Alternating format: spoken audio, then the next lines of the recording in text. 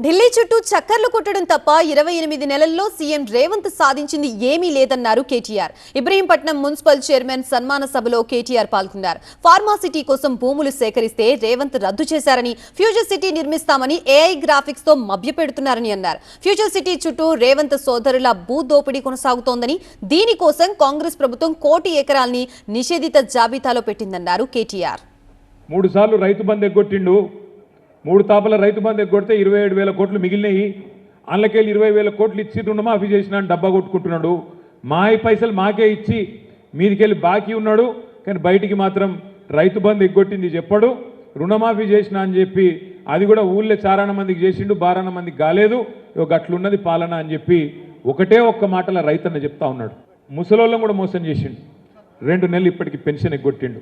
ఏమున్నదేగా 28 నెలల్లో సాధించింది అంటే ఒకటి ఢిల్లీకి పోవుడు వచ్చుడు, ఎక్కే విమానం దిగే విమానం తప్ప చేసింది మాత్రం ఏమీ లేదు ఈ రాష్ట్రంలో. భారత్ ఫ్యూచర్ సిటీ, దీనిలో న్యూయార్క్ను తలదన్నే నగరాన్ని నిర్మిస్తా నేను అని చెప్తున్నాడు. ఉన్న సిటీని పట్టించుకునే తెలివి లేదు.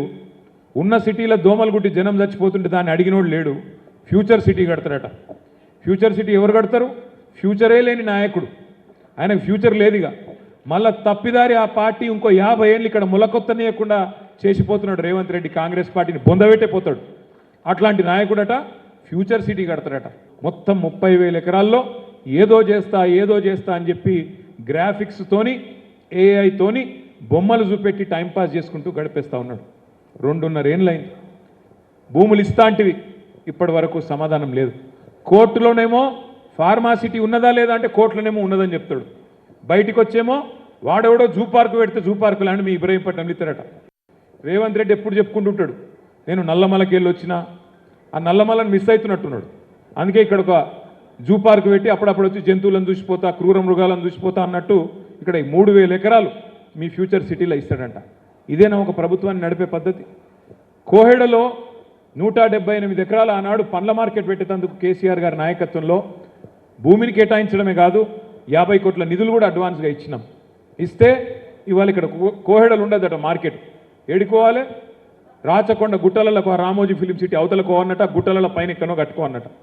ఫ్యూచర్ సిటీ చుట్టూ కూడా మొత్తం జరుగుతున్నది భూదందానే. మొత్తం రేవంత్ రెడ్డి గారి అన్నదమ్ముళ్ళు ఆయన బంధువులు మాడుగుల దాకా భూములు కొన్నారు.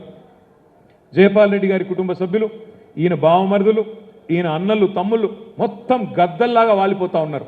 ఎక్కడ సీలింగ్ భూమి ఉంటే అది పట్టా భూమి కావాల్సిందే. ఎక్కడ పట్టా భూమి ఉంటే నువ్వు ఇస్తావా లేకపోతే సస్తావా.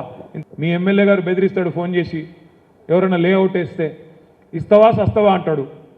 ఎట్లిస్తాడు ఆయన? ఏడికెళ్ళిస్తాడు? నువ్వు అడిగేది 30%, 40% భూమి నాకు ఇవ్వాలంటాడు. ఏడికెళ్ళిస్తారు?